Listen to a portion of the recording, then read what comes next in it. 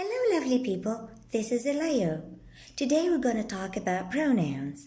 The pronoun chart is a very useful tool to help us learn more about pronoun usage in sentences. Pronouns can be used in so many different forms. They can be subject pronouns, object pronouns, possessive adjectives, possessive pronouns, or reflexive pronouns. In this video, we're going to talk about subject pronouns and object pronouns. As we discussed in our previous video, a subject is what the sentence is about. It's either a noun or a pronoun. Therefore, if I say, Salloumi loves shopping, Salloumi is my subject. It's what the sentence is about. So, if I'm going to replace Salloumi, I have to say, she loves shopping. She is my subject pronoun that replaces Salloumi.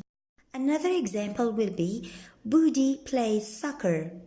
Boudy is what the sentence is about. Boudy is my subject. So if I am to replace it, I'm going to say, he plays soccer. He is the pronoun that replaces Boudy, my subject.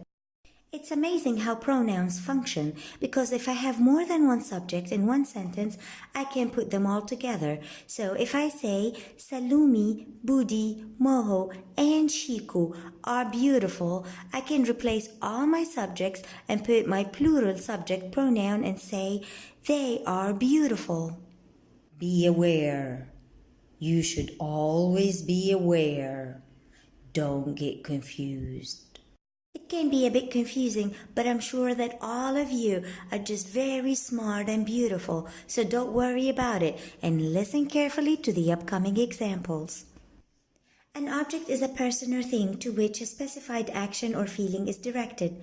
That is very simple because it exactly means that an object is what receives the action, what receives what the subject is doing. So if I say, Elio plays with Juju, Juju is my object. And to replace Juju, I should say, Elio plays with him.